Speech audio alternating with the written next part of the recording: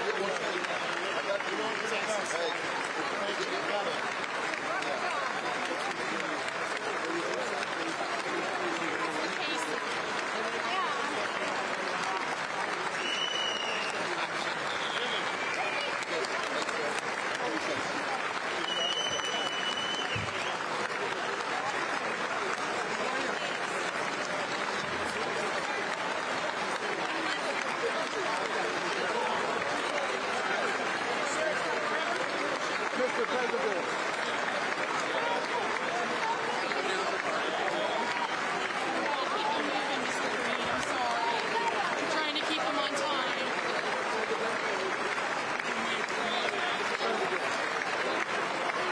I'm gonna try a selfie.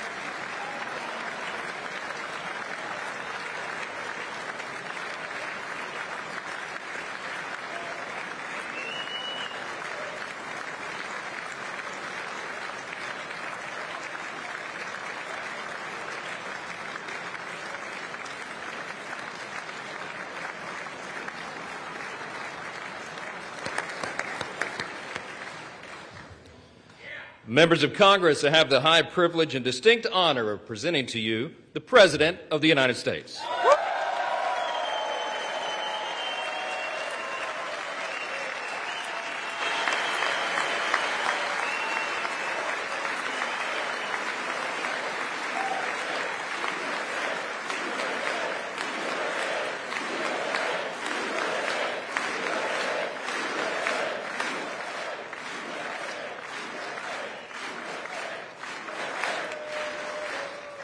Well, thank you very much, everybody. It's really an honor.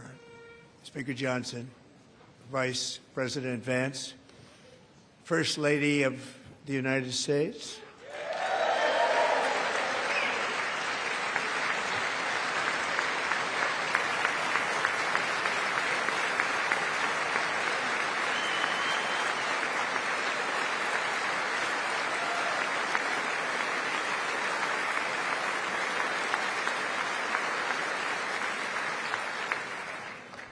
Second Lady of the United States,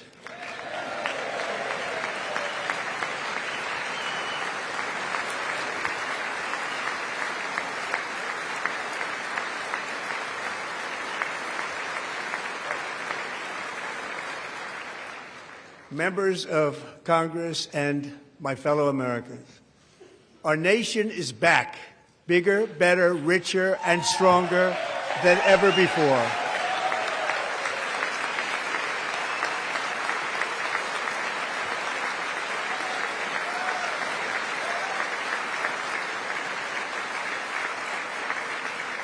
less than 5 months from now, our country will celebrate an epic milestone in American history, the 250th anniversary of our glorious American independence.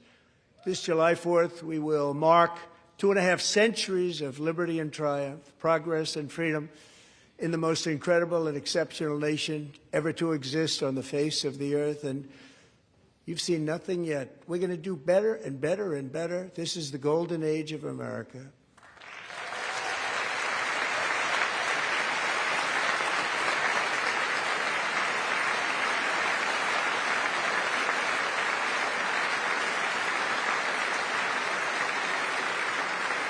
When I last spoke in this chamber 12 months ago, I had just inherited a nation in crisis with a stagnant economy, inflation at record levels, a wide-open border, horrendous recruitment for military and police, rampant crime at home, and wars and chaos all over the world.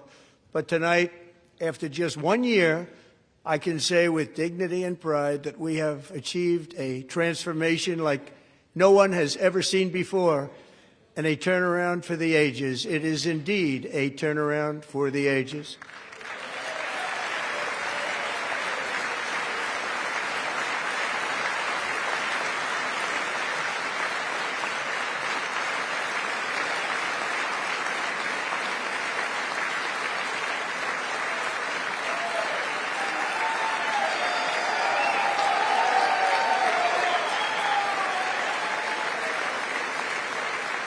And we will never go back to where we were just a very short time ago. We're not going back.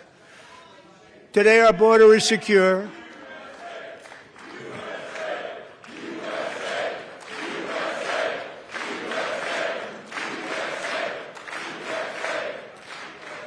Thank you.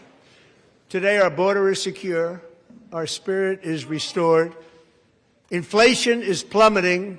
Incomes are rising fast. The roaring economy is roaring like never before, and our enemies are scared, our military and police are stacked, and America is respected again, perhaps like never before.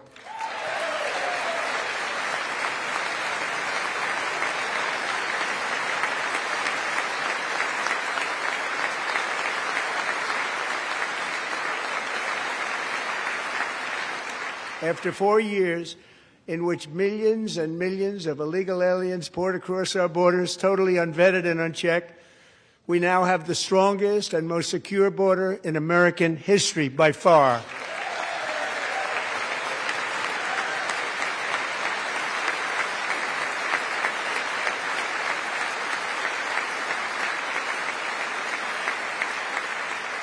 In the past 9 months, 0 illegal aliens have been admitted to the United States.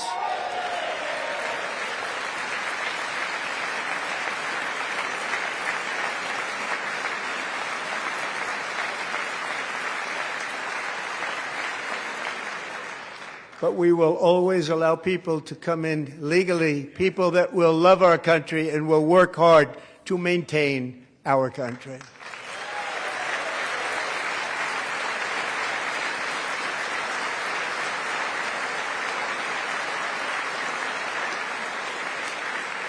The flow of deadly fentanyl across our border is down by a record 56% in 1 year.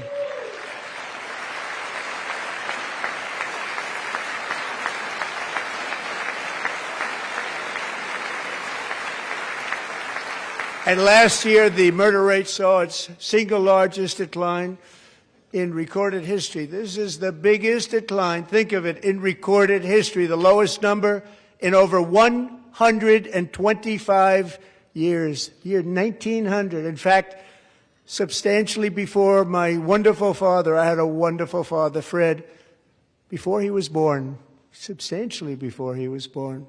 That's a long time ago.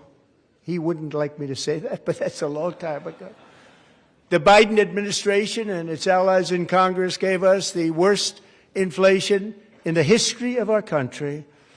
But in 12 months, my administration has driven core inflation down to the lowest level in more than 5 years, And in the last 3 months of 2025, it was down to 1.7%.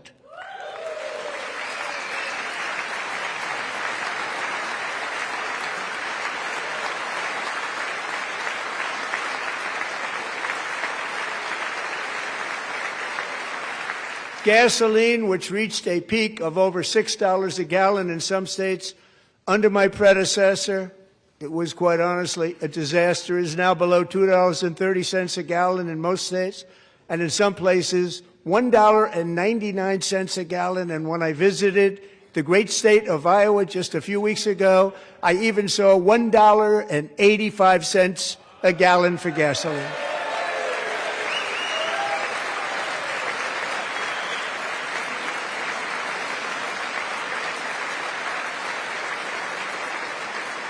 Mortgage rates are the lowest in 4 years and falling fast, and the annual cost of a typical new mortgage is down almost $5,000 just since I took office. 1 year. And low interest rates will solve the Biden-created housing problem while at the same time protecting the values of those people who already own a house that really feel rich for the first time in their lives. We want to protect those values. We want to keep those values up. We're going to do both. And we are going to keep it that way. The stock market has set 53 all-time record highs since the election. Think of that. 1 year. Boosting pensions, 401ks, and retirement accounts for the millions and millions of Americans. They're all gaining. Everybody's up, way up. In 4 long years, the last administration got less than $1 trillion in new investment in the United States. And when I say less, substantially less. In 12 months, I secured commitments for more than $18 trillion pouring in from all over the globe.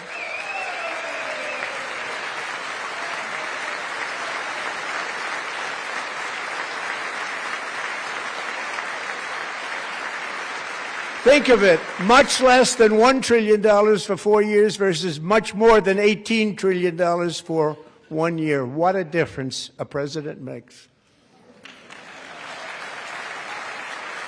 A short time ago, we were a dead country. Now we are the hottest country anywhere in the world, the hottest.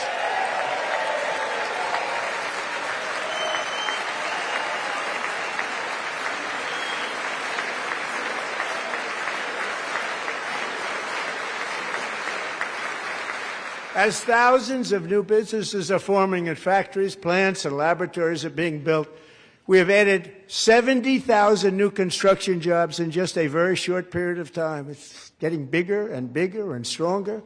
Nobody can believe what they're watching. American oil production is up by more than 600,000 barrels a day, and we just received from our new friend and partner, Venezuela, more than 80 million barrels of oil.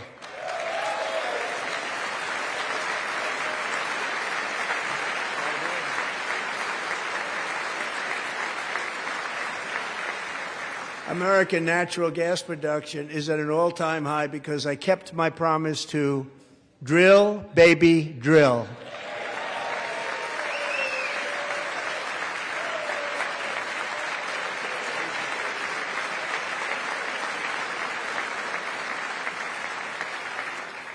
More Americans are working today than at any time in the history of our country. Think about that. Any time in the history of our country, more working today.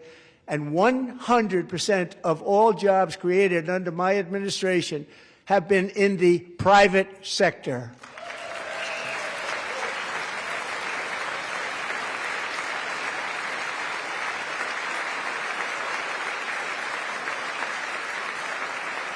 We ended DEI in America.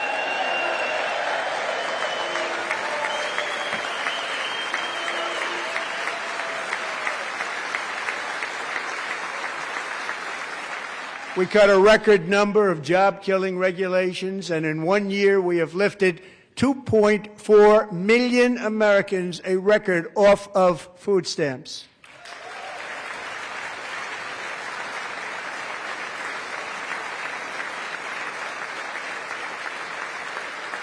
And for all of these reasons, I say tonight, members of Congress, the state of our union is strong.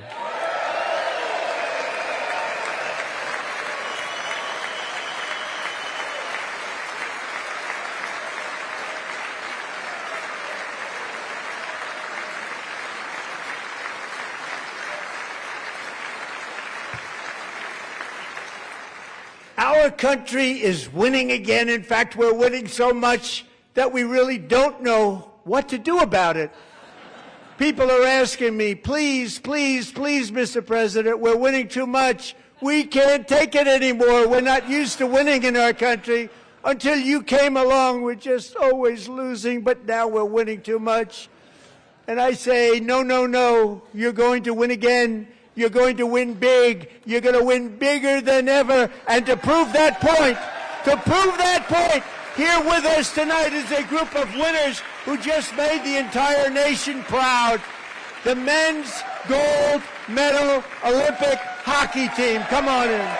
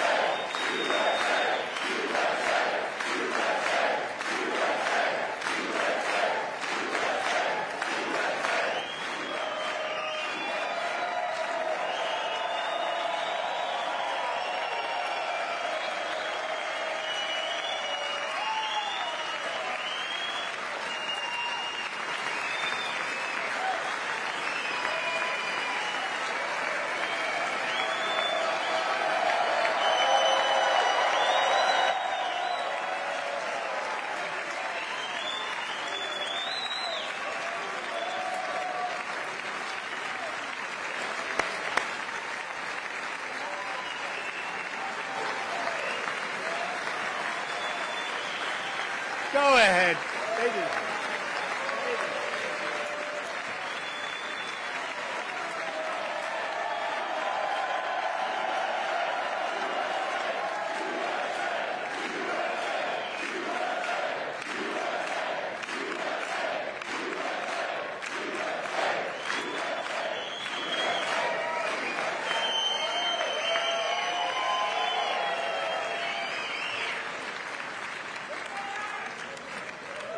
That's the first time I've ever seen them get up. And actually, not all of them did get up. But they beat a fantastic Canadian team in overtime, as everybody saw, as did the American women who will soon be coming to the White House.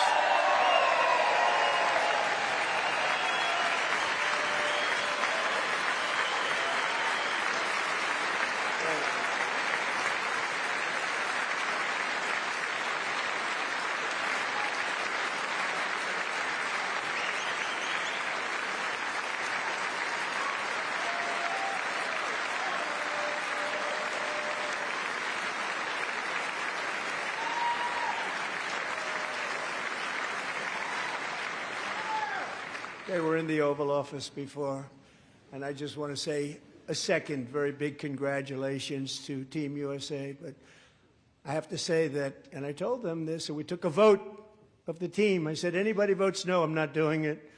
So they stood there, and they weren't about to say no, because I've never seen a goaltender play as well as goalie Counter-cartel.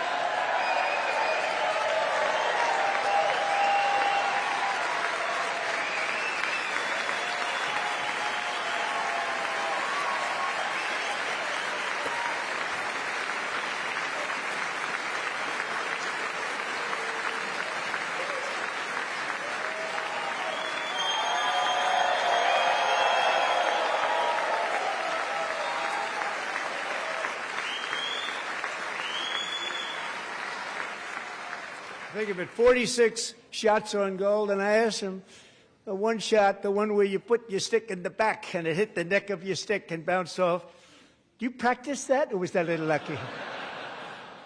He refused to answer that question. But I just want to tell you that the members of this great hockey squad will be very happy to hear, based on their vote and my vote, and in this case my vote was more important, that I will soon be presenting Connor with our highest civilian honor, which we will be given and which has been given to many athletes over the years. But when I say many, not too many, like 12, it's called the highest civilian honor in our country, the Presidential Medal of Freedom.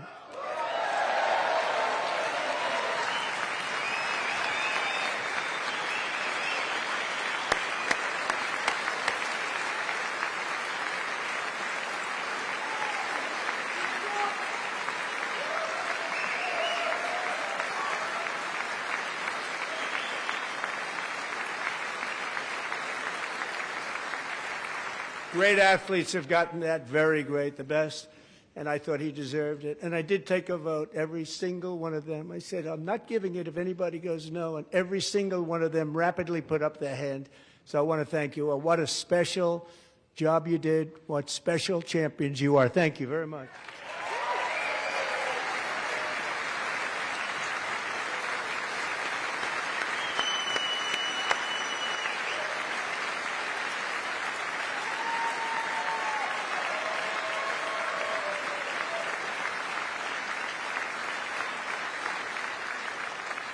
I'm also pleased to say that the next time the Olympic torch is lit, it will be here in America for the 2028 Olympics, and it's the summer version right in Los Angeles. We're going to do a good job in Los Angeles.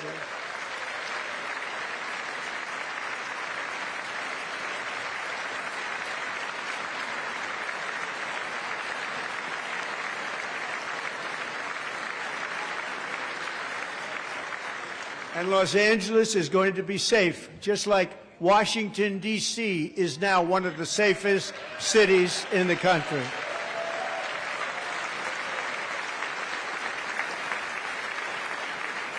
And this year, and I must say I got them both. I got them in my first term, and I was disappointed because I didn't think I'd be the president when this happened. But strange things took place. And now I've got them because I got the Olympics and I got the 2026 FIFA World Cup, and I wanted to claim the 250th, but I didn't get away with that one. I couldn't claim that one for myself. But we're getting the World Cup, so we have the World Cup and the Olympics coming, and that is exciting news.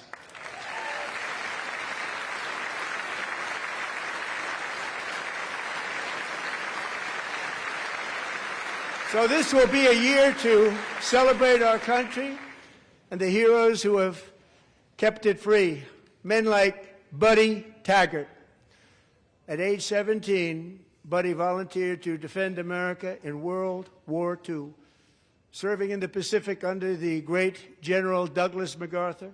He fought bravely in the famous Battle of Manila, worked so hard. He was badly wounded and almost killed by enemy machine guns in Luzon. And 81 years ago this month, he liberated the largest internment camp in the Philippines, one of the largest anywhere in the world. But he earned many honors, including a Purple Heart and a Bronze Star, came home, started a family, and tonight he is in the gallery looking forward to July 4th, 2026, his 100th birthday.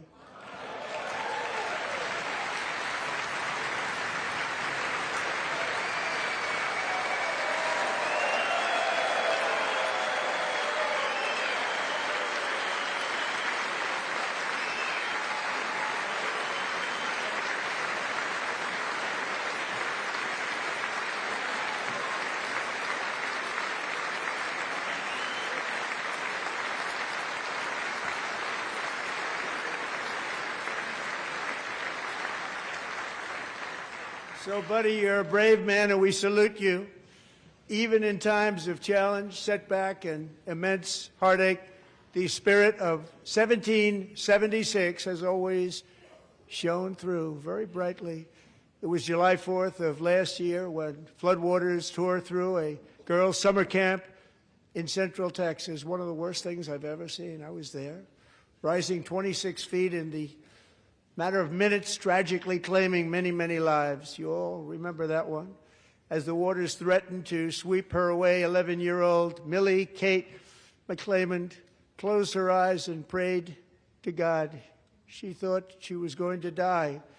Those prayers were answered when Coast Guard rescue swimmer Scott Ruskin descended from a helicopter above. Nobody knew where he came from. It was Scott's first ever rescue mission, a young guy, but very brave, very, very top, always top in his class, and he lifted not just Millie Kate, but 164 others to safety.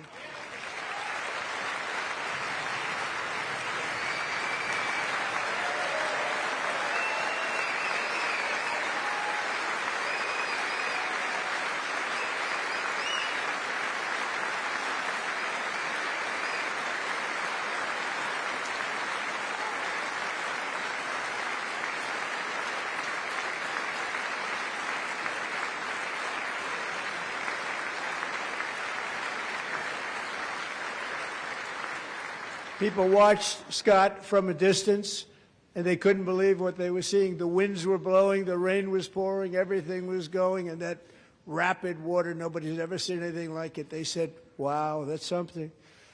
Tonight, Scott and Millie Kate are here together, reunited for the very first time. Thank you, Scott, Millie Kate.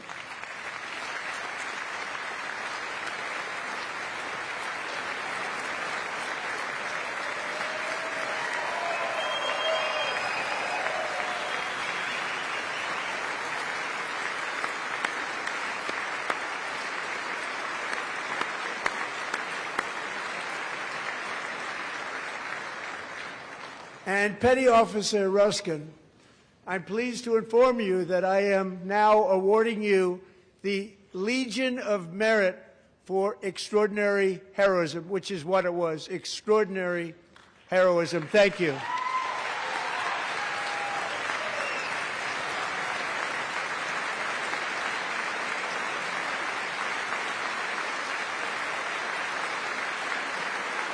And I'd like to have the military aide to please come down and take care of the service. Military aide, thank you very much. Take care of that very important service. Thank you very much. From 1776 to today, every generation of Americans has stepped forward to defend life, liberty, and the pursuit of happiness. And they're really doing it for the next generation. But now it's our turn. Together we're building a nation where every child has the chance to reach higher and go further, where government answers to the people, not the powerful, and where the interests of hardworking American citizens are always our first and ultimate concern. That is the debt we owe to the heroes who came before us, and that is the promise we must keep to America for our 250th year. Last year, I urged this Congress to begin the mission by passing the largest tax cuts in American history, and our Republican majorities delivered so beautifully. Thank you, Republicans.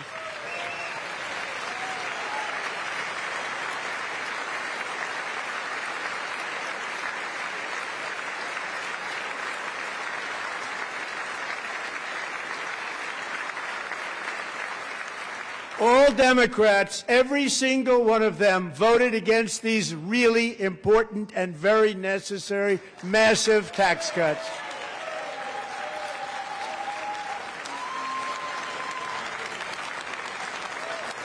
They wanted large-scale tax increases to hurt the people instead. But we held strong, and with the great, big, beautiful bill, we gave you no tax on tips, no tax on overtime, and no tax on Social Security for our great seniors.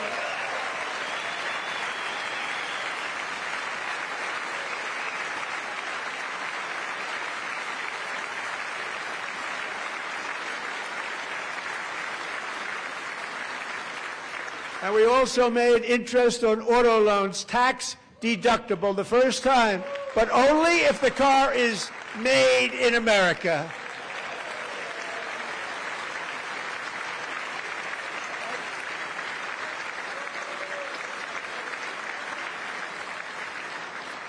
Recently in Pennsylvania, I met Megan Hemhauser, a devoted mom who's homeschools her children, beautiful, 2 children, during the day while waiting tables at night as her husband works overtime operating very heavy equipment.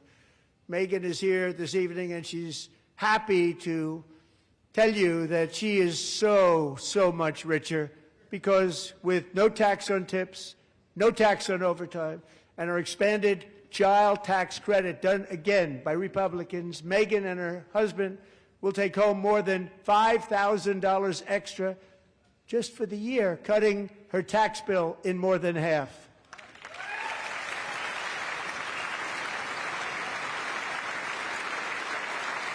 Megan, please stand up. We're fighting for you, Megan.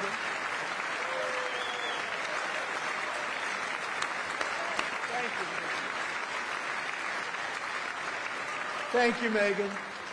We're fighting for you, Megan. Under our bill, parents like Megan can also activate their children's brand new Trump accounts. And I didn't name it. I did not name that.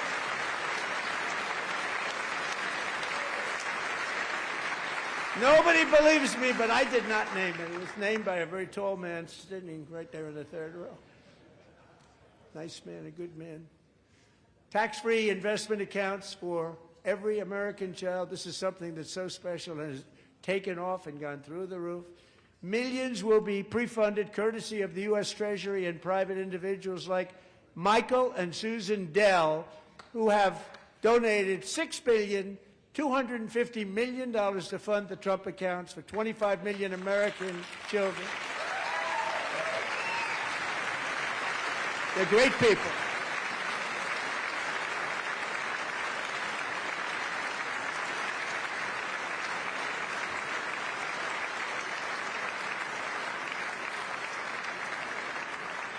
When I asked Michael Dell, how do you make all that money? He said, well, I just sat on my dorm in school, and I made computers, and I'd sell them to people, and I just kept selling and selling and selling, and pretty amazing story. That's called the American dream. He sold a lot of computers, a lot of those laptops, so I congratulate him on that, but I really thank him and Susan, as well as others like Brad Gerstner, a very tremendous guy. He was behind it right from the beginning. Brad Gerstner. Thank you, Brad.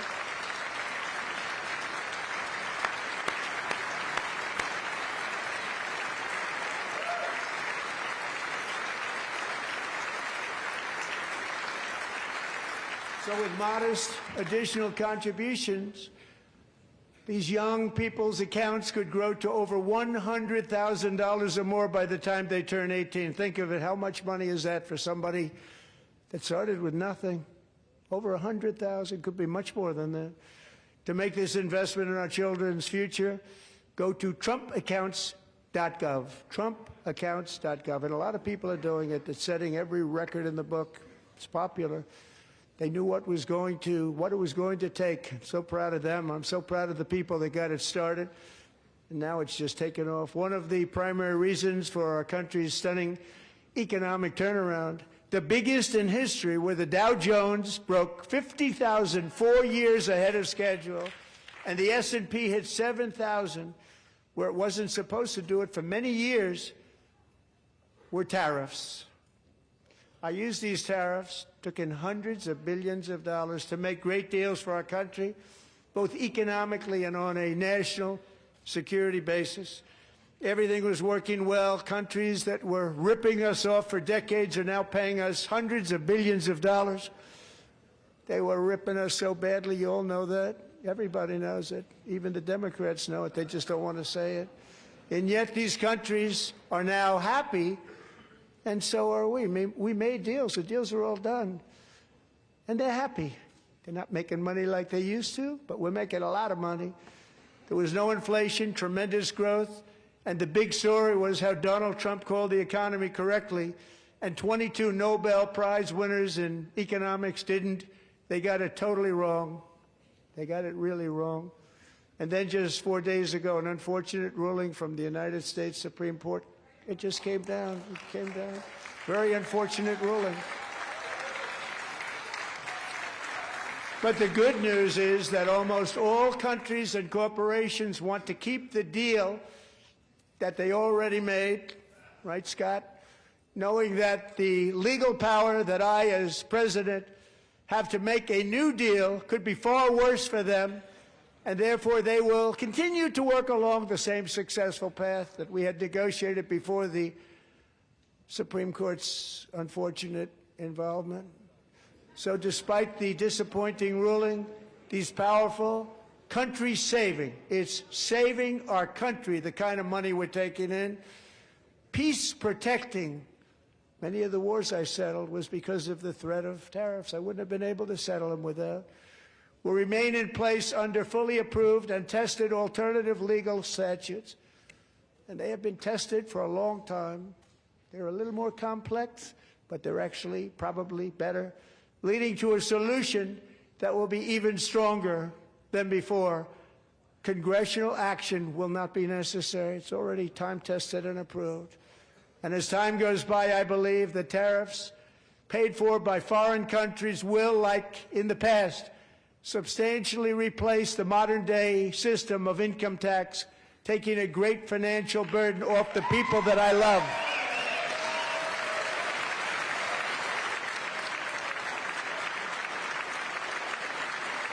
Right?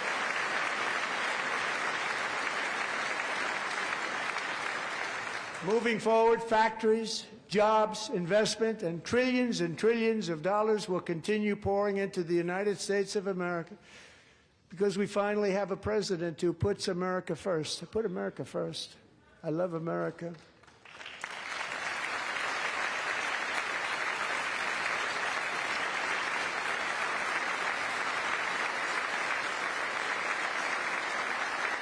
For decades before I came along, we had the exact opposite. From trade to health care, from energy to immigration, everything was stolen and rigged in order to drain the wealth out of the productive, hardworking people who make our country great, who make our country run. Under Biden and his corrupt partners in Congress and beyond, it reached a breaking point with the Green New scam, open borders for everyone. They poured in by the millions and millions from prisons, from mental institutions. They were murderers, 11,888 murders. They came into our country. You allowed that to happen. And record-setting inflation that cost the typical family $34,000 in just a speck of time. Now the same people in this chamber who voted for those disasters suddenly use the word affordability, a word. They just used it.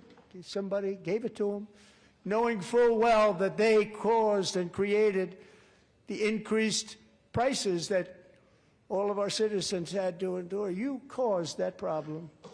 You caused that problem.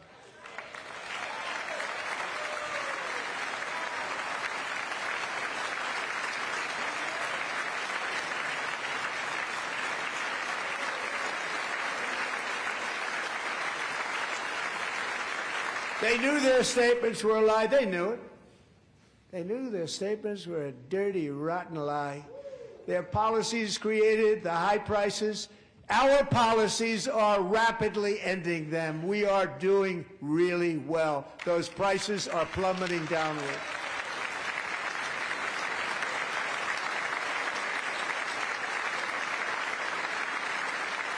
The price of eggs is down 60%, Madam Secretary, thank you.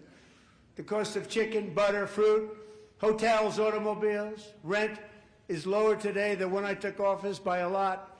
And even beef, which was very high, is starting to come down significantly. Just hold on a little while. We're getting it down. And soon you will see numbers that few people would think were possible to achieve just a short time ago. Nobody can believe when they see the kind of numbers, and especially energy, when they see energy going down to numbers like that, they cannot believe it. It's like another big tax cut. I'm also confronting one of the biggest ripoffs of our times, the crushing cost of health care caused by you. Since the passage of the Unaffordable Care Act, sometimes referred to as Obamacare, a big insurance company that's gotten rich. It was meant for the insurance companies, not for the people. With our government giving them hundreds and hundreds of billions of dollars a year as their stock prices soared 1,000, 1,200, 1,400, and even 1,700%, like nothing else. That's why I introduced the great health care plan. I want to stop all payments to big insurance companies and instead give that money directly to the people so they can buy their own health care, which will be better health care at a much lower cost.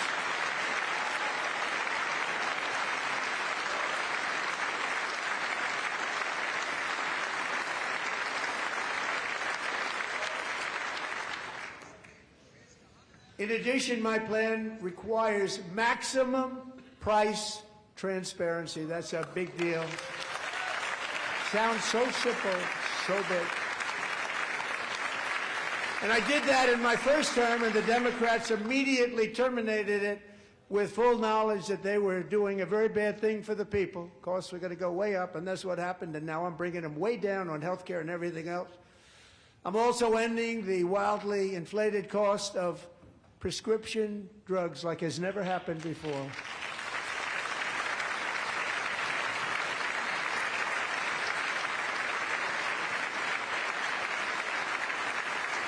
Other presidents tried to do it, but they never could. They tried. Most didn't try, actually. But they tried. They said they tried. They couldn't do it. They didn't even come close. They were all talk and no action, but I got it done. Under my just enacted most favored nation agreements, Americans who have for decades paid by far the highest prices of any nation anywhere in the world for prescription drugs will now pay the lowest price anywhere in the world for drugs. Anywhere. The lowest price.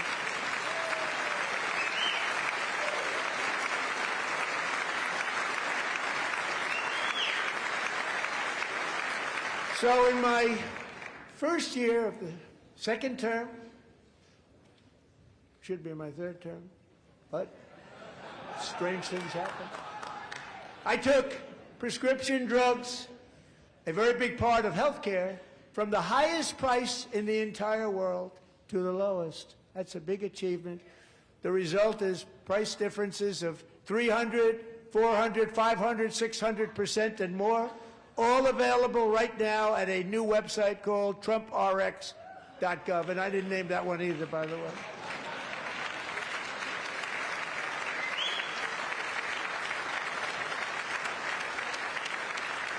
And here tonight is the very first customer ever to get that big discount, and it is big, Catherine Rayner. For 5 years, she and her husband have struggled with infertility, and they turned to IVF. One drug has been costing Catherine $4,000 to purchase, but a few weeks ago, she logged onto the TrumpRx website and got that same drug that cost $4,000, got it for under $500. A reduction of much more, actually, than $3,500. Catherine, we are all praying for you, and you're going to be a great mom.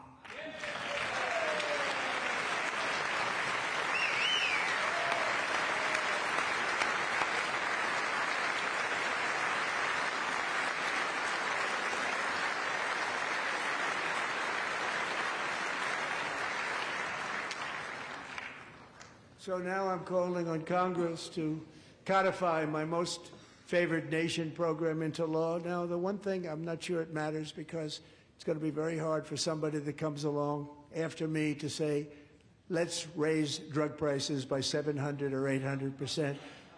But John and Mike, if you don't mind, codify it anyway. They may do it. Codify it anyway. Thank you. Many Americans are also concerned that energy demand from AI data centers could unfairly drive up their electric utility bills.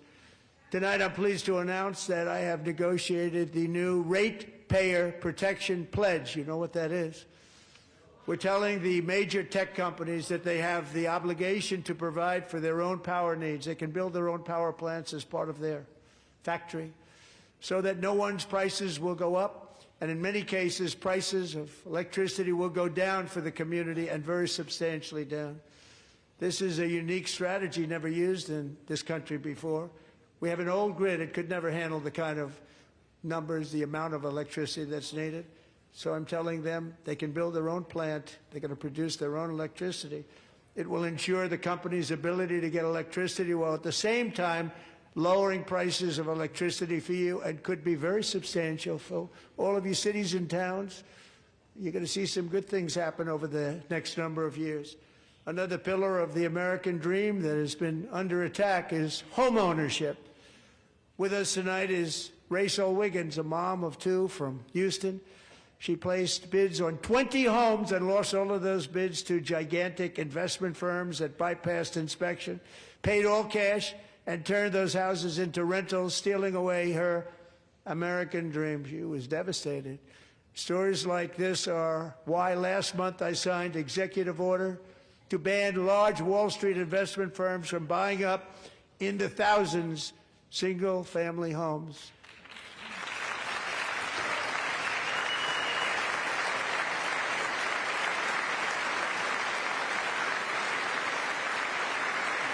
And now I'm asking Congress to make that ban permanent, because homes for people, really, that's what we want. We want homes for people, not for corporations. Corporations are doing just fine. Rachel, thank you very much. Good luck with your home. You'll get one soon.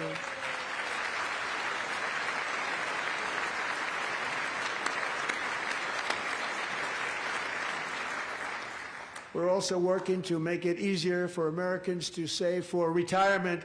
And under this administration, we will always protect Social Security and Medicare. They are not protecting it for our seniors. We will always protect Social Security, Medicare, Medicaid.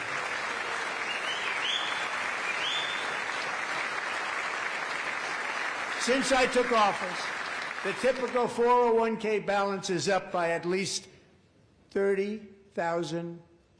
That's a lot of money.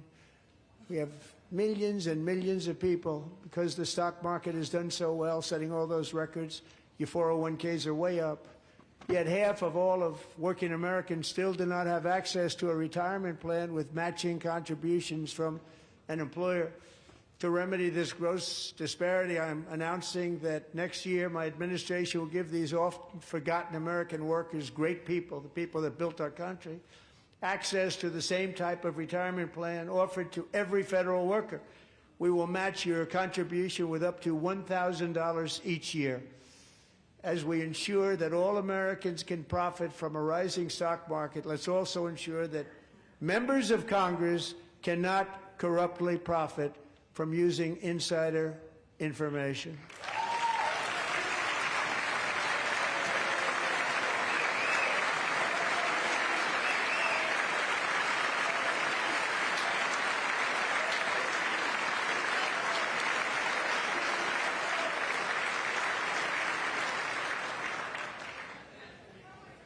They stood up for that. I can't believe it.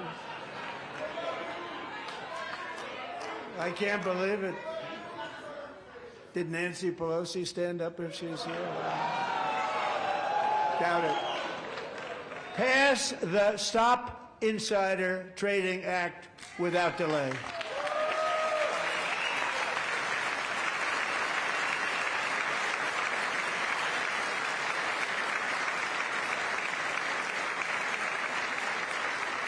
I wasn't sure if anybody even on this side was going to applaud for that. I'm very impressed. Thank you. I'm very impressed.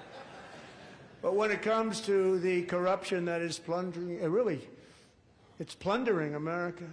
There's been no more stunning example than Minnesota, where members of the Somali community have pillaged an estimated $19 billion from the American taxpayer. Oh, we have all the information.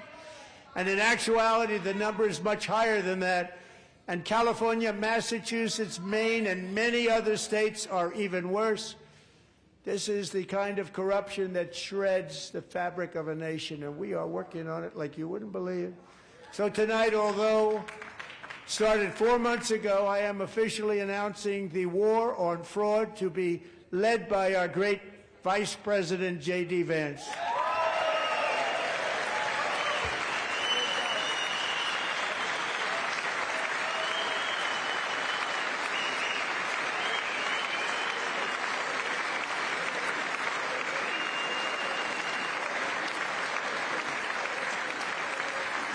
We'll get it done. And if we're able to find enough of that fraud, we will actually have a balanced budget overnight. It'll go very quickly. That's the kind of money you're talking about. We'll balance our budget. The Somali pirates who ransacked Minnesota remind us that there are large parts of the world where bribery, corruption, and lawlessness are the norm, not the exception.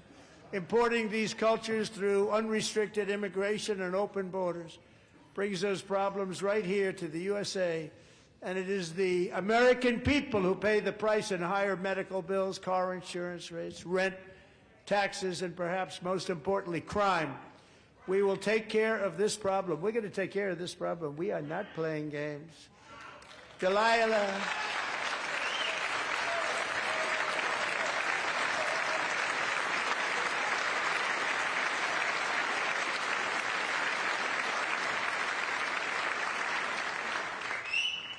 Delilah Colvin was only 5 years old in June 2024 when a 18-wheel tractor trailer plowed into her stopped car traveling at 60 miles an hour or more. The driver was an illegal alien let in by Joe Biden and given a commercial driver's license by open borders politicians in California. Doctors said Delilah would never be able to walk or talk, have a good life. She wouldn't even be able to eat again. But against all odds, she is now in the first grade learning to walk, and she's here this evening with her dad, Marcus, a fantastic man. Delilah, please, you are a great inspiration. Please stand up.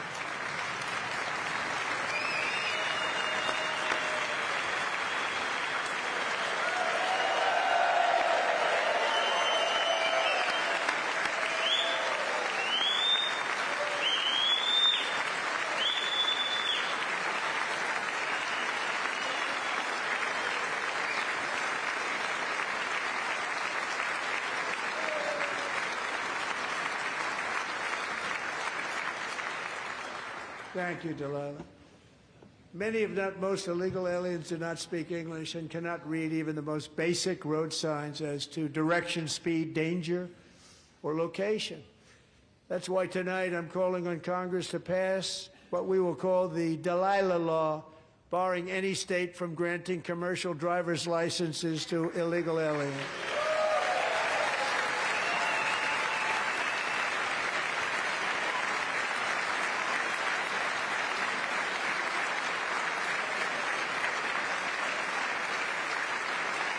And yesterday, as you probably saw at the White House, I hosted a ceremony with Americans who lost their treasured loved ones to the scourge of illegal immigration. People came into our country, how we allowed this to happen with our open borders.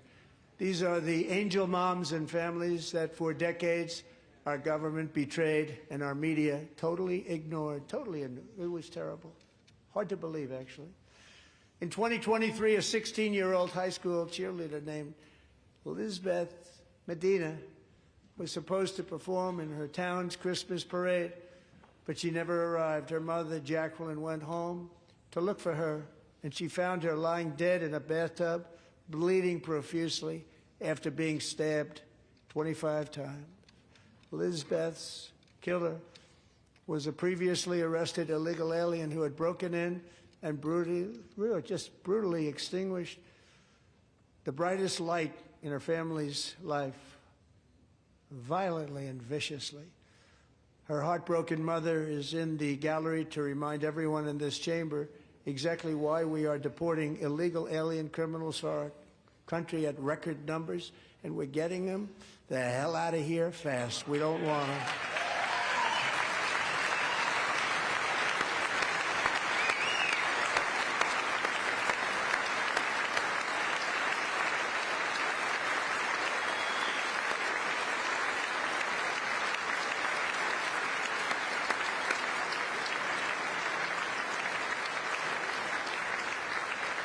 Thank you very much, Jacqueline. Thank you. We can never forget that many in this room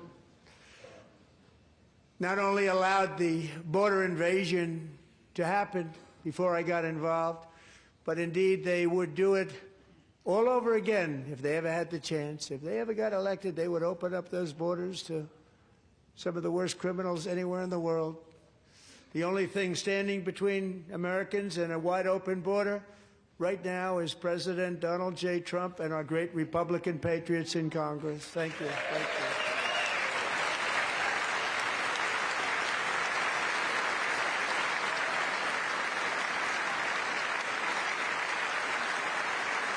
As we speak, Democrats in this chamber have cut off all funding for the Department of Homeland Security. It's all cut off. It's all cut off. They have instituted another Democrat shutdown, the first one costing us 2 points on GDP. 2 points we lost on GDP, which probably made them quite happy, actually. Now they have closed the agency responsible for protecting Americans from terrorists and murderers. Tonight I'm demanding the full and immediate restoration of all funding for the border security, homeland security of the United States, and also for helping people clean up their snow. We have no money because of the Democrats, and it would be nice. We'd love to give you a hand at cleaning it up, but you gave no money. Nobody's getting paid. It's a shame. So you have to think about it. We have, in case you didn't know, a pretty large snowstorm out there. One of the great things about the State of the Union is how it gives Americans the chance to see clearly what their representatives really believe. So tonight I'm inviting every legislator to join with my administration in reaffirming a fundamental principle. If you agree with this statement, then stand up and show your support. The first duty of the American government is to protect American citizens, not illegal aliens.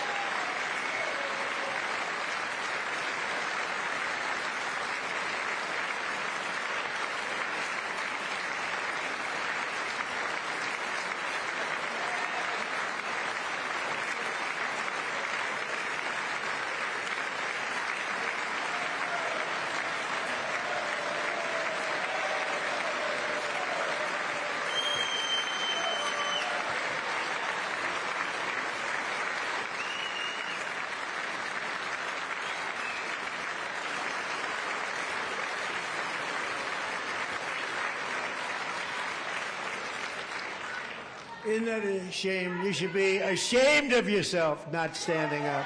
You should be ashamed of yourself. That is why I'm also asking you to end deadly sanctuary cities that protect the criminals and enact serious penalties for public officials who block the removal of criminal aliens. In many cases, drug lords, murderers all over our country, they're blocking the removal of these people out of our country, and you should be ashamed of yourself. Yeah.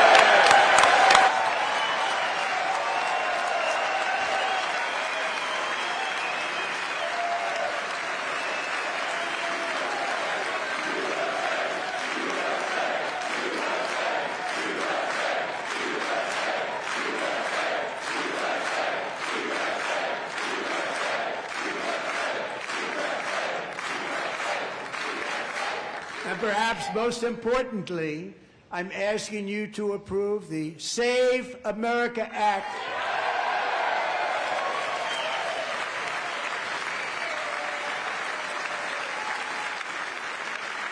To stop illegal aliens and others who are unpermitted persons from voting in our sacred American elections. That cheating is rampant in our elections. It's rampant. It's very simple. All voters must show voter ID.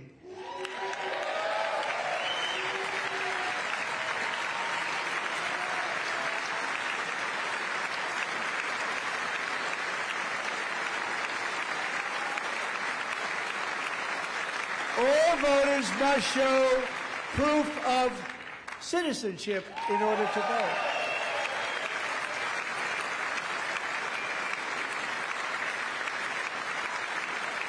And no more crooked mail-in ballots except for illness, disability, military, or travel. None. And this should be an easy one. And by the way, it's polling at 89%, including Democrats. 89%.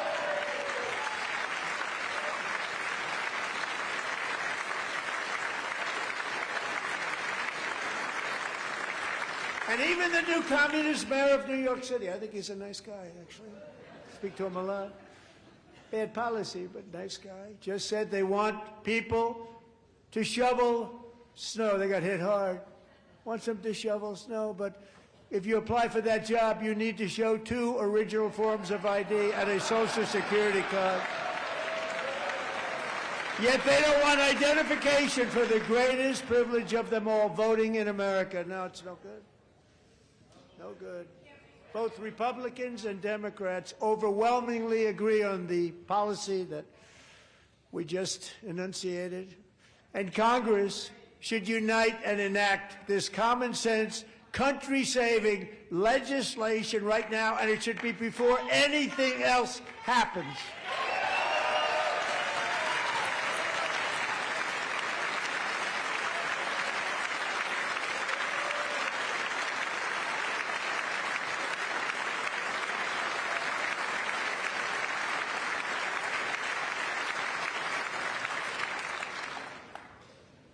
And the reason they don't want to do it, why would anybody not want voter ID? One reason, because they want to cheat. There's only one reason. They make up all excuses. They say it's racist. They come up with things you almost say, what imagination they have. They want to cheat. They have cheated. And their policy is so bad that the only way they can get elected is to cheat. And we're going to stop it. We have to stop it, John.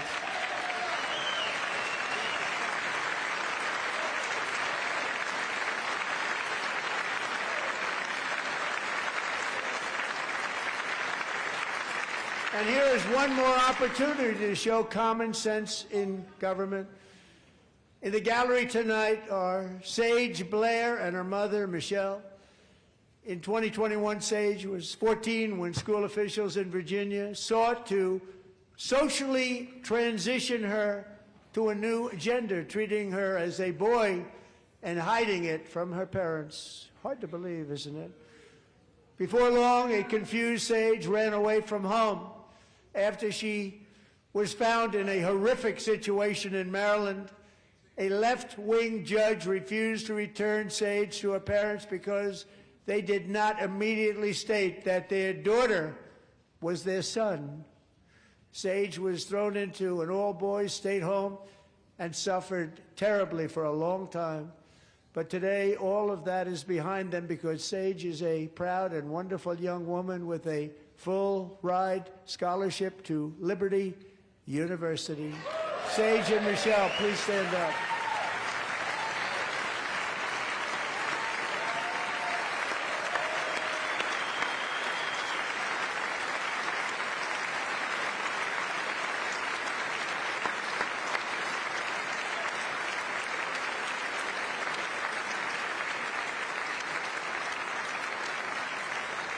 And thank you for your great bravery. And who can believe that we're even speaking about things like this?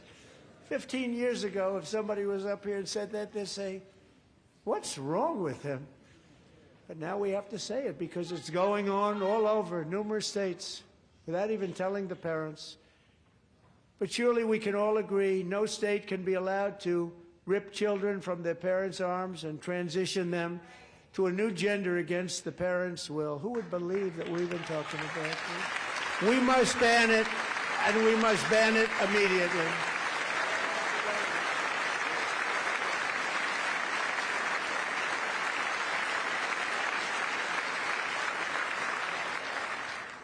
Look, nobody stands up.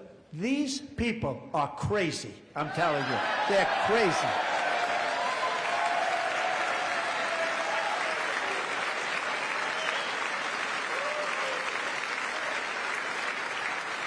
Amazing. Boy, oh boy. We're lucky we have a country. With people like this, Democrats are destroying our country, but we've stopped it just in the nick of time, didn't we?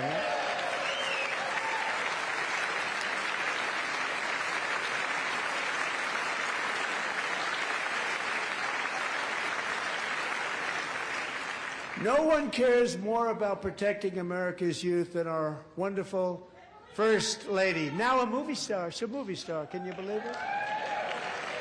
Who would have believed that? Over the past year, she has had an incredible impact championing AI legislation, advancing a landmark executive order on foster care, and helping secure $30 million to launch the Melania Trump Foster Youth to Independence Initiative. It's a tremendous, really a tremendous thing that happened and had a lot of bipartisan support. She gets much better bipartisan support than I do. I get none. She gets a lot. Someday you're going to have to tell me how you did that. And students and educators in every state have joined the First Lady's efforts in the presidential AI challenge, keeping America's next generation positioned to succeed and strongly succeed in the future. Tonight we welcome two young people whose lives reflect the First Lady's impact, Sierra Burns and Everest Nevermont. Thank you both, and Melania, thank you. I know how hard you worked on it. Thank you very much.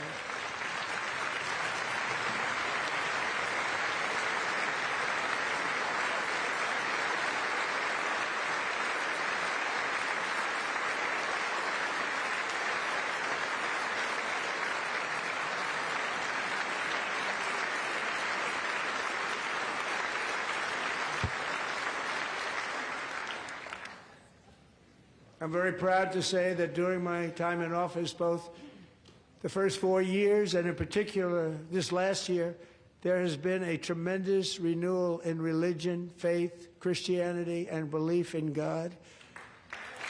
Tremendous renewal.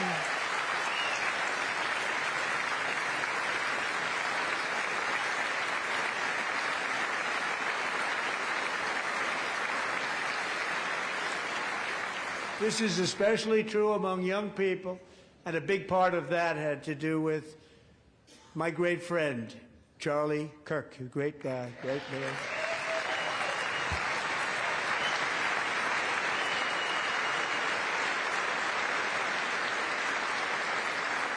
So last year, Charlie was violently murdered by an assassin and martyred, really martyred for his beliefs.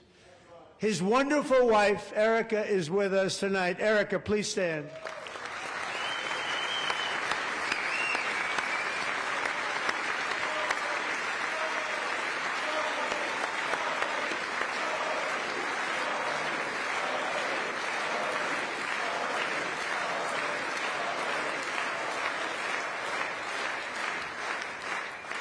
Thank you, Erica.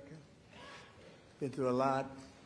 In Charlie's memory, we must all come together to reaffirm that America is one nation under God, and we must totally reject political violence of any kind.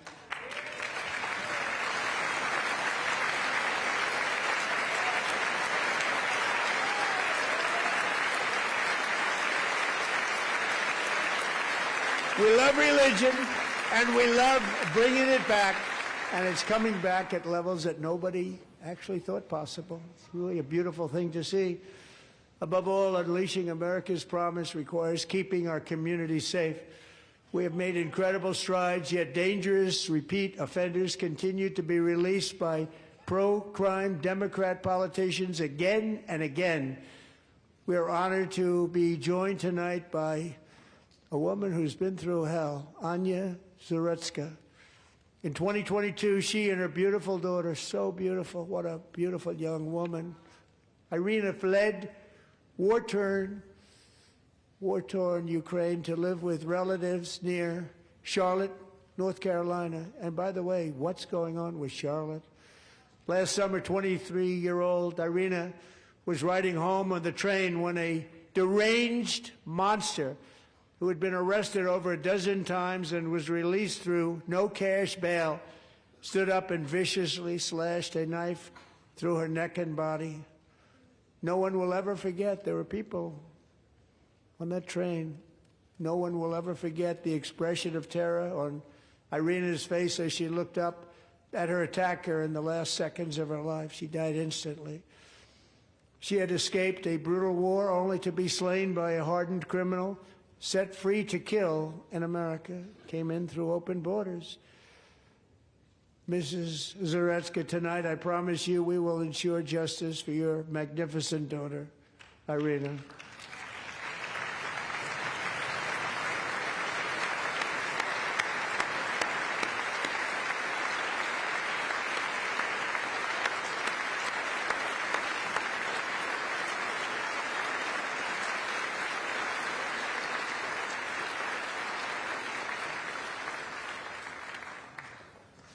How do you not stand? How do you not stand? I'm asking this Congress to pass tough legislation to ensure that violent and dangerous repeat offenders are put behind bars, and importantly, that they stay there.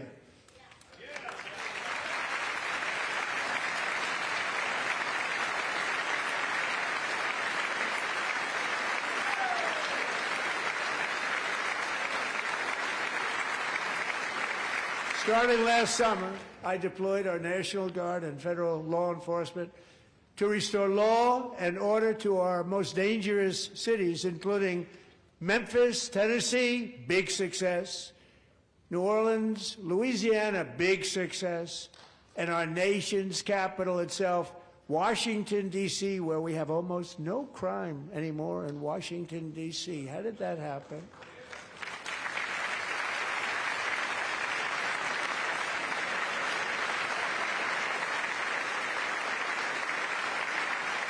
In fact, crime in Washington is now at the lowest level ever recorded, and murders in D.C. this January were down close to 100% from a year ago.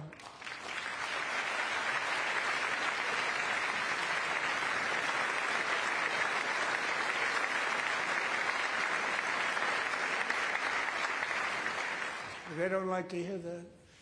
One of the sick people, one of the brave service members who helped achieve this stunning turnaround was 20-year-old West Virginia Army National Guard Specialist Sarah Beckstrom. After a 4-month deployment, she voluntarily extended her service, and her rank was going to be lifted. She was doing so well. They were so proud of her. But the very next day, she was on patrol near the White House when she was ambushed and shot in the head by a terrorist monster from Afghanistan. Shouldn't have been in our country. And all because she wore the uniform of our nation, she was shot. He traveled here because he didn't like people wearing our uniform. He was sick and deranged, shouldn't have been in our country. Sarah Beckstrom died in order to defend our capital, and we are honored to be joined by her wonderful parents, Gary and Evalie.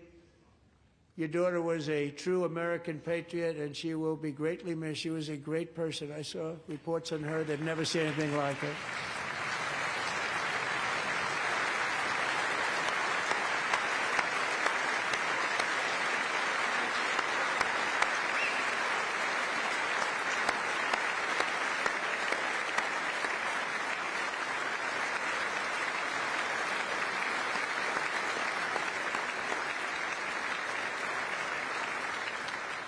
So sorry. Thank you very much.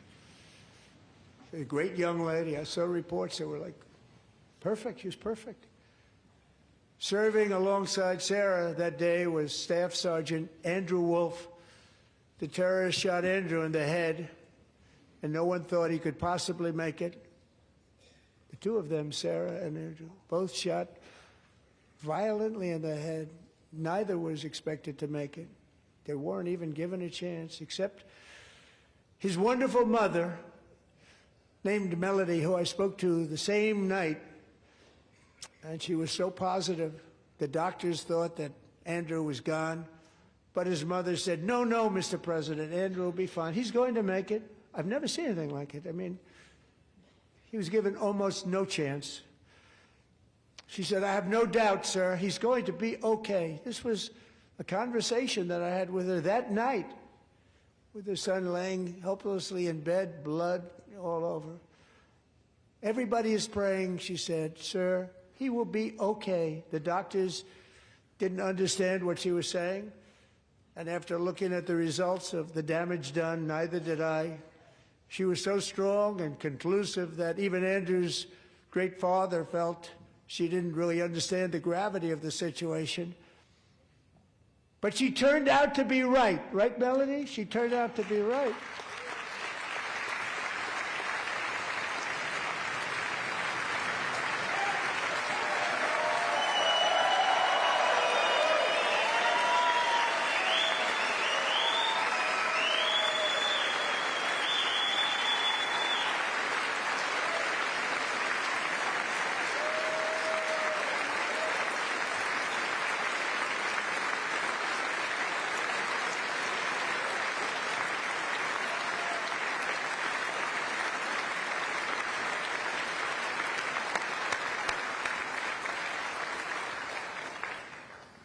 Amazing, actually. I said, where does this woman come from? She's the most positive person I've ever met. With God's help, Andrew has battled back from the edge of death, and we're talking about the edge of death, on his way to a miraculous recovery. He's got a little work to do, but he's doing great. Nice to see you. He's a good-looking guy. Nice to see you. Thanks, Andrew. Thank you very much.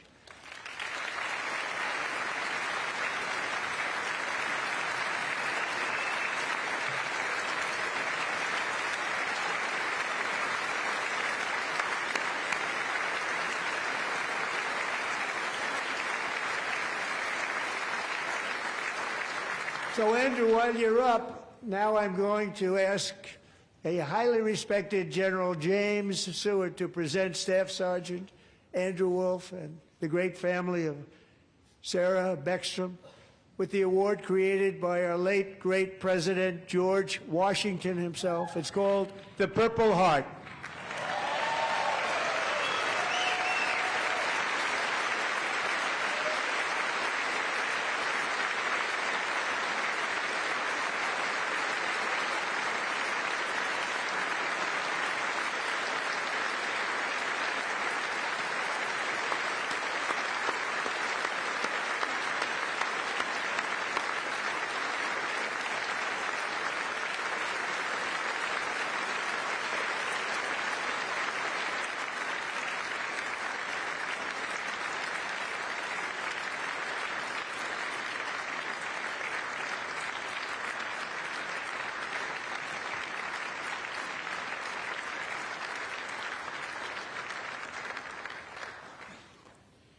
We love you all.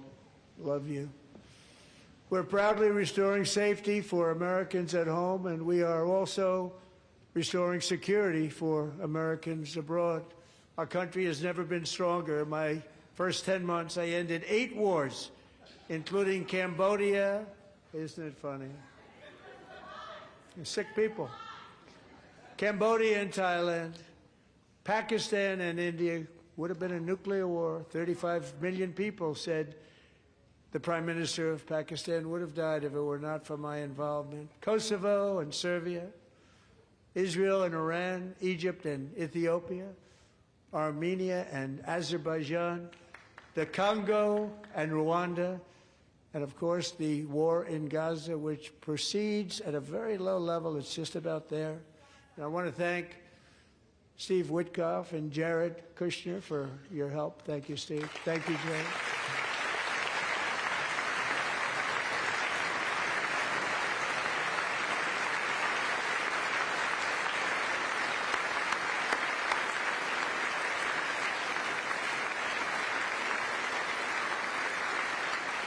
And I also want to thank the man they report to, Secretary of State Marco Rubio. Thank you, Marco.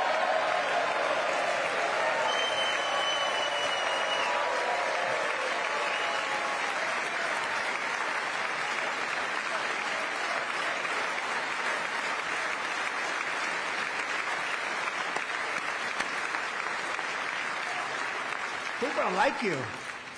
You know, Marco got 100% of the votes when he was in confirmation. I think our next one was about 54%. And some of the Democrats are now saying, I can't believe we approved that guy. And he said it's an honor that they feel that way, right, Marco? You have done a great job, great Secretary of State. I think he'll go down as the best ever.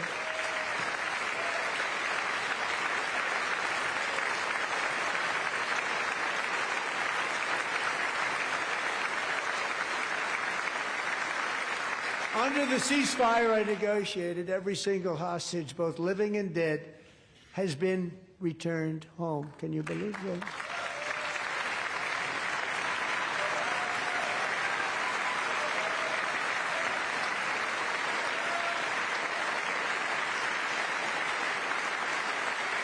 Nobody thought it was possible. Nobody thought that was possible. Both living and dead. And those parents who had a dead son, their boy, they'd always tell me their boy, they wanted him as much as though he were living. It was an amazing period of time. And they came back, and when we got all of the living hostages back, and many, many before them, but I always said those last 20 are going to be very tough, but we got many, many more, hundreds. But I said those last 20 are going to be tough. We got them back. But we only got back 14 or 15 of the dead of the 28. And believe it or not, Hamas worked along with Israel, and they dug and they dug and they dug. It's a tough thing to do, going through bodies all over, passing up 100 bodies sometimes for each one that they found. Tough job. And they finally got it back to 27. And then Steve and Jared, they got it back to 28. They found all 28. Nobody thought that was possible, but we did it. And I remember the family of the 28th. They were so grieved, but they were so happy as it's possible to be. They had their boy back. The mother said, "Sir, we have our boy back." What a period of time that was, but we got them all back. So thank you both very much. Great job.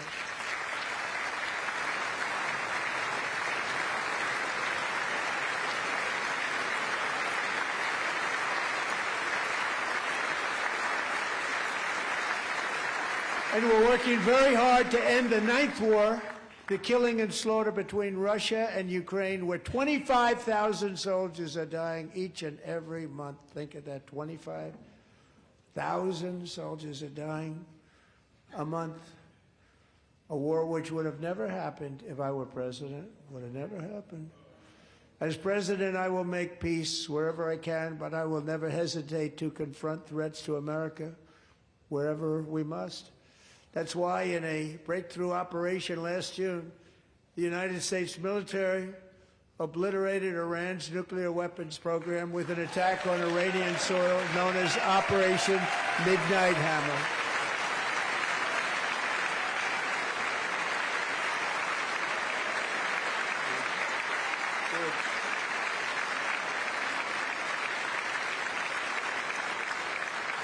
For decades, it had been the policy of the United States never to allow Iran to obtain a nuclear weapon.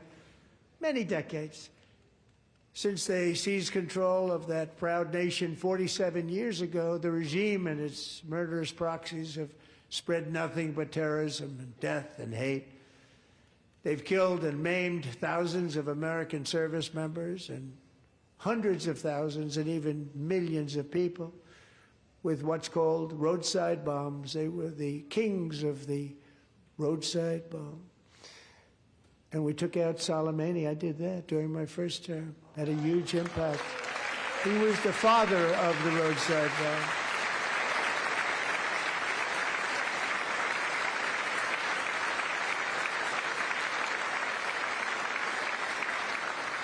And just over the last couple of months with the protests, they've killed at least, it looks like, 32,000 protests. 32,000 protesters in their own country. They shot them and hung them.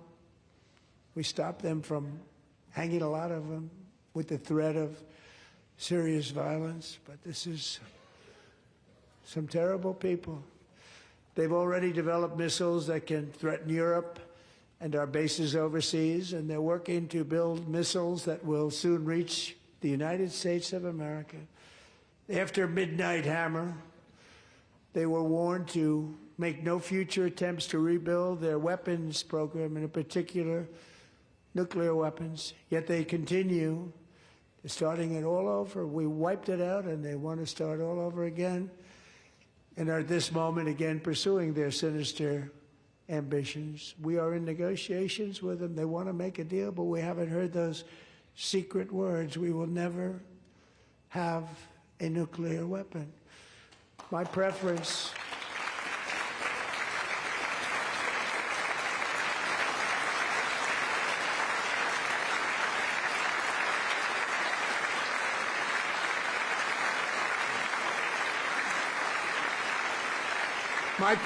is to solve this problem through diplomacy.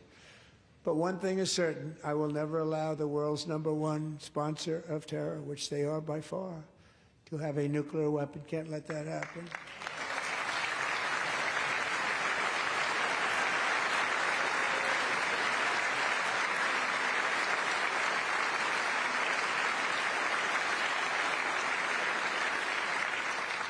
And no nation should ever doubt America's resolve. We have the most powerful military on earth. I rebuilt the military in my first term. We're going to continue to do so. Also, we just approved a $1 trillion budget. We have no choice. We have to be strong, because hopefully we will seldom have to use this great power that we built together. It's really called peace through strength, and it's been very, very effective.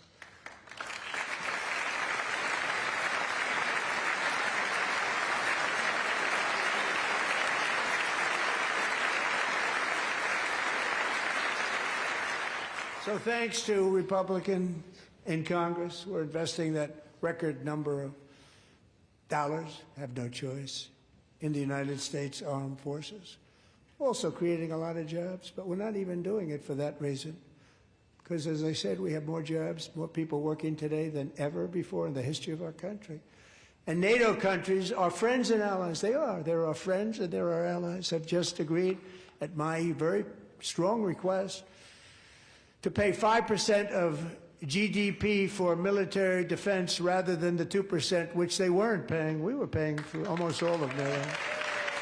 Now they're paying 5 as opposed to not paying 4.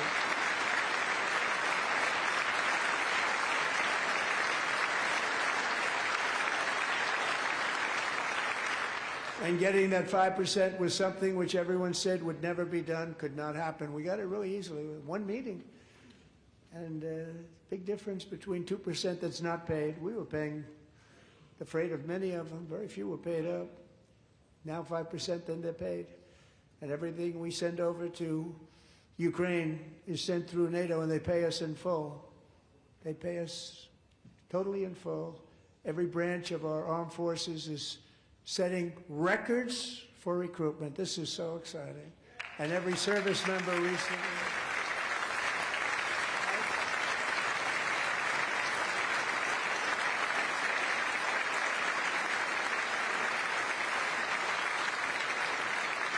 And every service member recently received a warrior dividend of $1,776.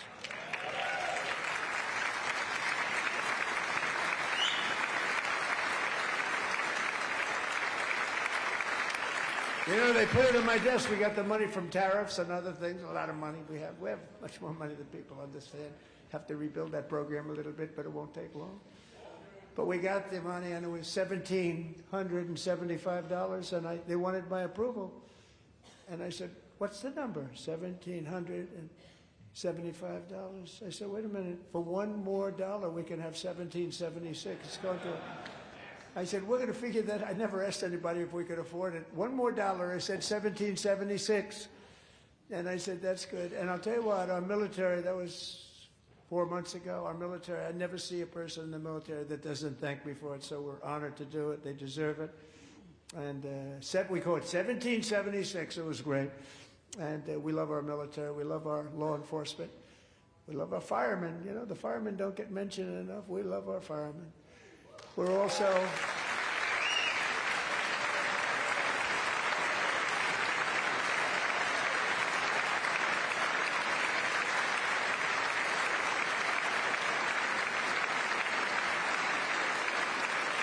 We're also restoring American security and dominance in the Western Hemisphere, acting to secure our national interests and defend our country from violence, drugs, terrorism, and foreign interference. For years, large swaths of territory in our region, including large parts of Mexico, really large parts of Mexico, have been controlled by murderous drug cartels.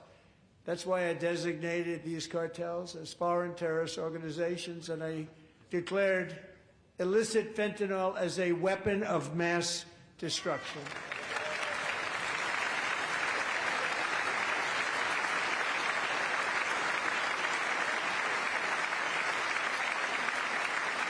And with our new military campaign, we have stopped record amounts of drugs coming into our country and virtually stopped it completely coming in by water or sea. You probably noticed that. We very seriously damaged their fishing industry also. Nobody wants to go fishing anymore. We've also taken down one of the most sinister cartel kingpins of all. You saw that yesterday. In January,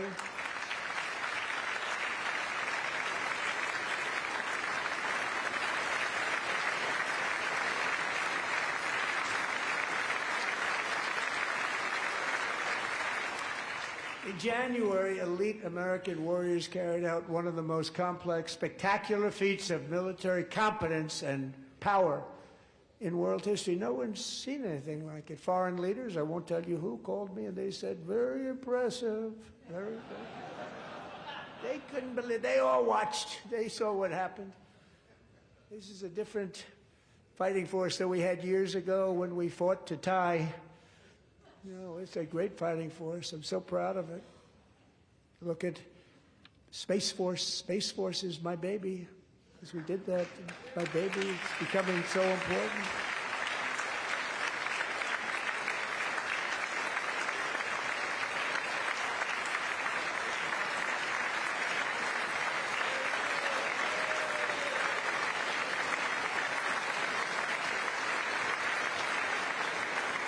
And America's armed forces overwhelmed all defenses and utterly defeated an enemy, good fighters, to end the reign of outlaw dictator Nicolas Maduro and bring him to face American justice.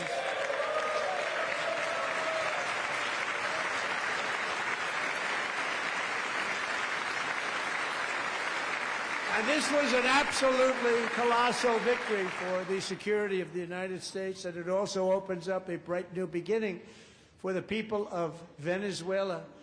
We're working closely with the new president of Venezuela, Delcy Rodriguez, to unleash extraordinary economic gains for both of our countries and to bring new hope to those who have suffered so terribly. They really did suffer. With us tonight is Alejandro Gonzalez. She grew up in a tight-knit Venezuelan family and was especially close to her beloved uncle Enrique. But after Enrique ran for office and opposed Maduro, he was kidnapped by Maduro's security forces and thrown into the regime's really infamous prison in Caracas. Alejandro feared she would never see her uncle again. She feared for her own life also. But since the raid, we have worked with the new leadership, and they have ordered the closure of that vile prison and released hundreds of political prisoners already, with more to come. Alejandro, I'm pleased to inform you that not only has your uncle been released, but he is here tonight. We brought him over to celebrate his freedom with you in person. Enrique, please come down.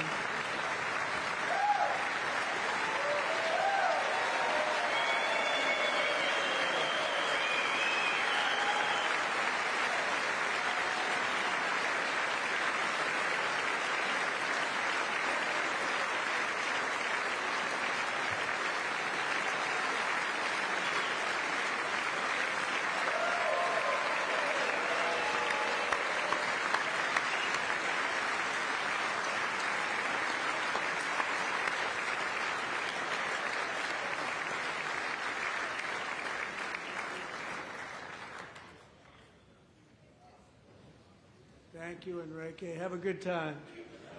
Nice to have you back, Enrique.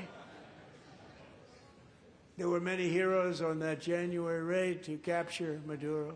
Really great heroes. It was very dangerous. They knew we were coming. They were all set.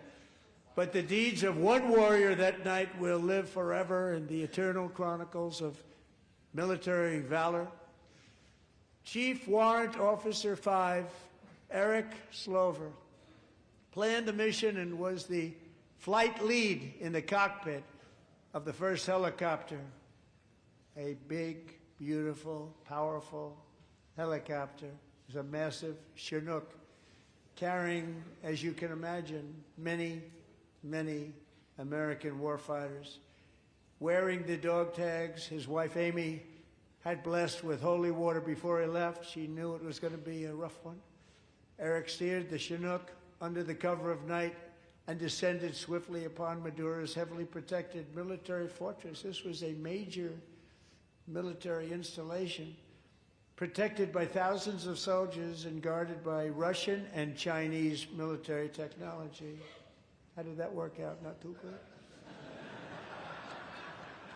While preparing to land, enemy machine guns fired from every angle, and Eric was hit very badly in the leg and hip, one bullet after another.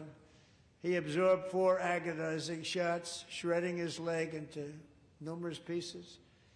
And yet, despite the fact that the use of his legs was vital to successful helicopter flight, legs are the most important part of flying a helicopter, to deliver the many commandos who would capture and detain Maduro was the only thing Eric was thinking about.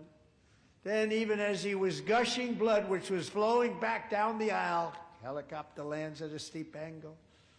The machine gun stood right in front of him. They were right in front of him, 2 machine gunners who escaped the wrath of the previous planes. Eric maneuvered his helicopter with all of those lives and souls to face the enemy and let his gunners eliminate the threat.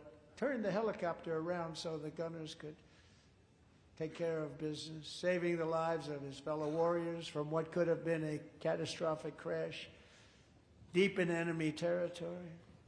Only after safely landing the helicopter with all the warriors aboard in the exact right spot, which was vital to the mission, we probably would have had to maybe cancel the mission if that didn't happen. Eric told his co-pilot, also wounded but not as gravely, to take over. I'm about ready to pass out. The success of the entire mission and the lives of his fellow warriors hinge on Eric's ability to take searing pain. It was unbelievable what's happened to his legs, of the bullets, and keep on flying and landing, and people knew what was happening. Everybody in the back of the helicopter knew because they saw the blood pouring down the aisle. Chief Warrant Officer Slover is still recovering from his serious wounds, but I'm thrilled to say that he is here tonight with his wife, Amy, Eric, and Amy, come on in.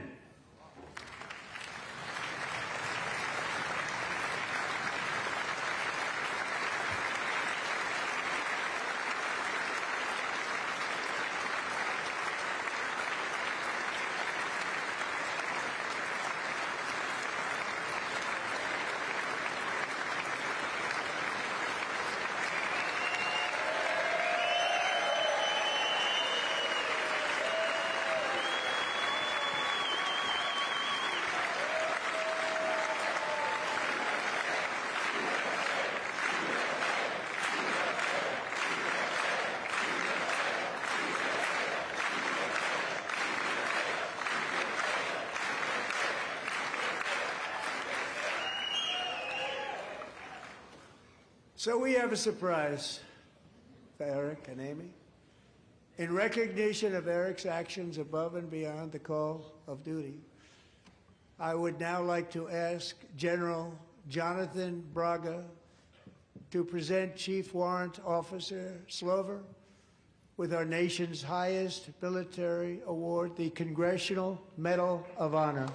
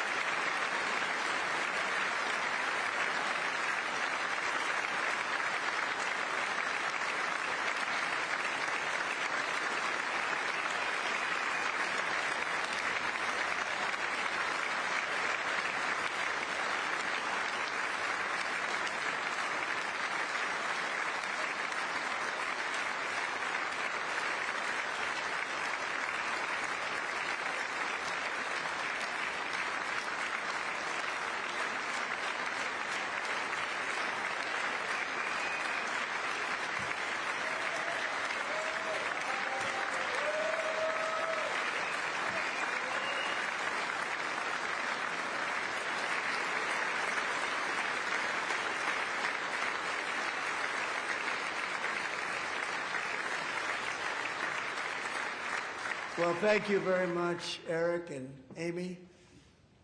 Great to get to know you. I met with them and with a lot of their fellow warriors at Fort Bragg recently. You notice the name Fort Bragg. We have it back. We brought it back. We won the First World War with it, the Second World War with it, and then they decided to change the name. So we changed it back. Everybody wanted to change back, too. And 10 of Eric's fellow warriors from that incredible night of victory will also be receiving medals at a private ceremony that will soon be held at the White House. And Eric will be there. Thank you.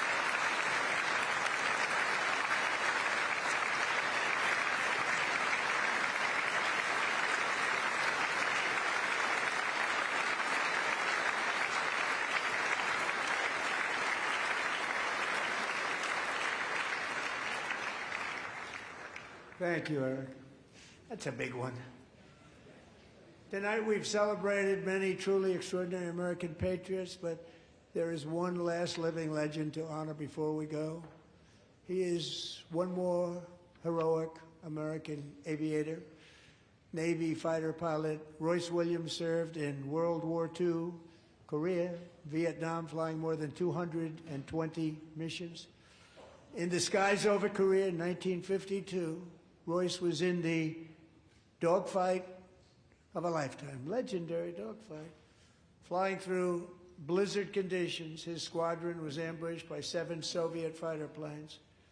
It was his first aerial combat of the war, and despite being massively outnumbered and outgunned, Royce led the takedown of 4 enemy jets and almost destroyed the others, vanquishing his adversaries while taking 263 bullets to his own plane and being seriously hurt.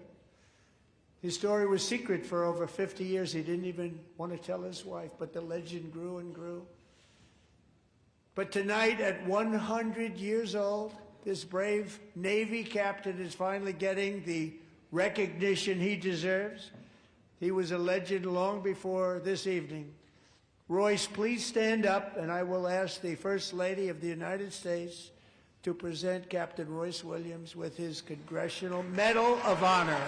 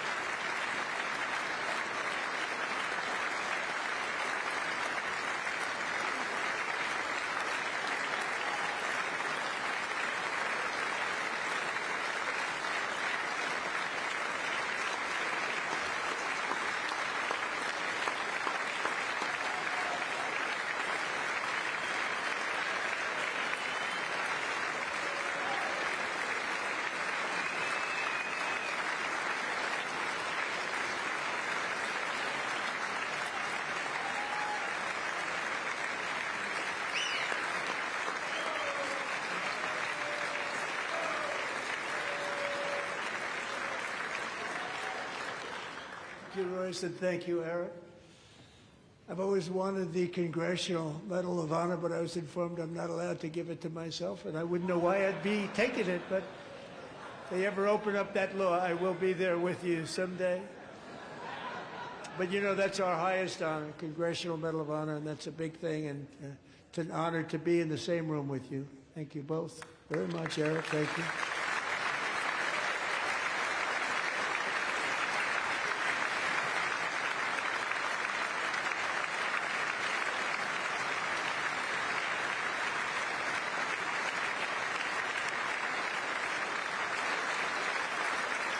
Thank you. 250 years is a long time in the life of a nation, but in another sense, it's really a mere moment in the eye of history. Two of the gentlemen we met in the gallery this evening took their first breaths 1 century ago, 100 years before that, on July 4th, 1826, the author of the Declaration of Independence, brilliant, Thomas Jefferson, drew his last breath. Just a single long human lifespan separates the giants who declared and won our independence from the heroes who stand among us tonight. Everything our nation has done, everything we have achieved, has been the work of those few great lifetimes. In those brief chapters, Americans built this nation from 13 humble colonies into the pinnacle of human civilization and human freedom, the strongest, wealthiest, most powerful, most successful nation in all of history. Americans ventured out across the daunting and dangerous continent. We carved paths through an unforgiving wilderness, settled a boundless frontier, and tamed the beautiful but very, very dangerous Wild West. From empty marshes and wide open plains, we raised up the world's greatest cities. Together we mastered the world's mightiest industries and shattered history's monstrous tyrannies. And we liberated millions from the chains of fascism, communism, oppression, and terror. Americans lifted humanity into the skies on the wings of aluminum and steel. And then we launched mankind into the stars on rockets powered by sheer American will and unyielding American pride. We wired the globe with our ingenuity. We captivated the planet with American culture. And now we are pioneering the next great American breakthroughs that will change the entire world. All of this and so much more is the enduring legacy, unmatched glory of the hardworking patriots who built and defended this country and who still carry the hopes and freedoms on all of humanity's backs. For years they were forgotten, betrayed, and cast aside. But that great betrayal is over, and they will never be forgotten again. Because when the world needs courage, daring, vision, and inspiration, it is still turning to America. And when God needs a nation to work his miracles, he knows exactly who to ask. There is no challenge Americans cannot overcome, no frontier too vast for us to conquer, no dream too bold for us to chase, no horizon too distant for us to claim. For our destiny is written by the hand of providence, and these first 250 years were just the beginning. From the rugged border towns of Texas to the heartland villages of Michigan, from the sun-kissed shores of Florida to the endless fields of the Dakotas, and from the historic streets of Philadelphia to right here in our nation's capital, Washington, D.C., the golden age of America is upon us. The revolution that began in 1776 has not ended. It still continues because the flame of liberty and independence still burns in the heart of every American patriot. And our future will be bigger, better, brighter, bolder, and more glorious than ever before. Thank you, God bless you, and God bless America.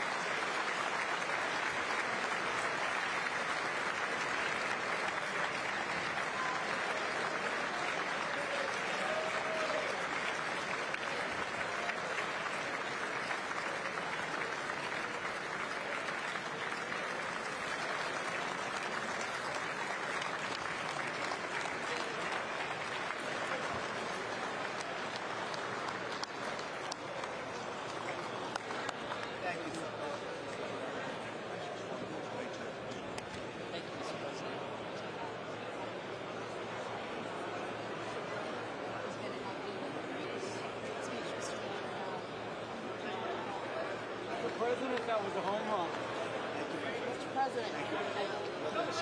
Hey. Okay, you too. All right. You're the best. Good job. Thank you. Thank you. Very well done, sir. We'll see you Friday, Mr. President. Great job. Oh, good. Good. See you. Then. Thank you. Well done. God bless you. Great job. Good man. Thank you very much. Excellent speech, Mr. Thank you. President. I mean, excellent. Absolutely. Thank you. Mr. President. Mr. President. Thank you. That's happened. Mr. President. Thank you. Where you going, man? Interesting, Mr. President.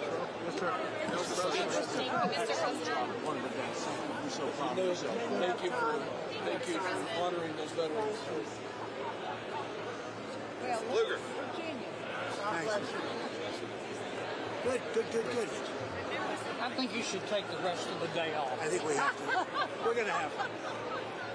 Thank you. All right, guys. You killed it. Thank you, What a Virginia. great Thank speech. you. It was amazing. It really was. Home run. Really a grand slam. Grand slam. Thank you. loves you. Thank you. It was amazing. America loves you. Oh, look at this guy. I like that guy. I want that tie. Give me that tie. Thank you.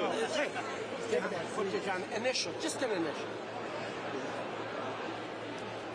I like that tie.